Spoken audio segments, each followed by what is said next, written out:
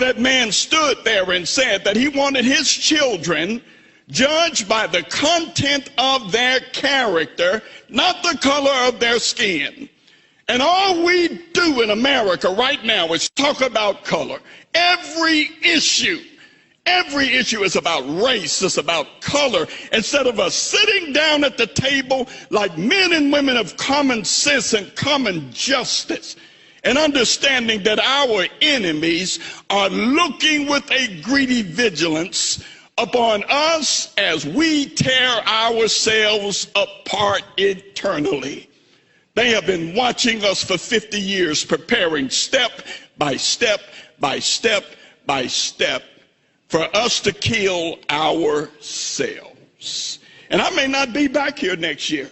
And I'm sure everything I say is going to be misconstrued and misquoted and used against me in November. Fine, because I stand for my father's legacy. I stand for the men and women who acted like they had some sense and some courage and changed this country by being men and women who stood for something. If we don't start standing for something, don't you know that the people who are looking at what's happening in Washington, in Detroit, in Portland, in Seattle, they're getting emboldened because we act like a bunch of punks, too frightened to stand up and protect our own stuff. You tell me that somebody got the right to tear down property that Tennessee taxpayers paid for?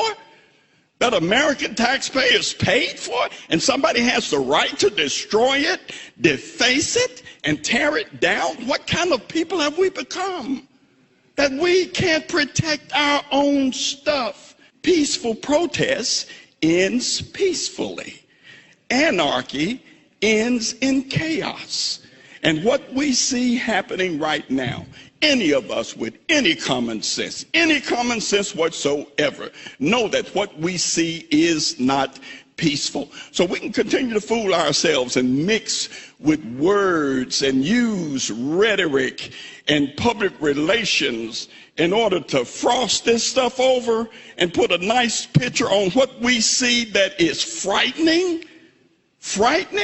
I have a nephew who is a policeman who talked about getting attacked the other night. You're telling me that somebody has the right to throw feces and urine in the face of those that we as taxpayers pay to protect us, and that's okay? What has happened to us? If we don't get this right now, I've got grandchildren. I don't want to see the country we're going to have 5, 10, 15, 20 years from now if we don't start acting like we got some guts.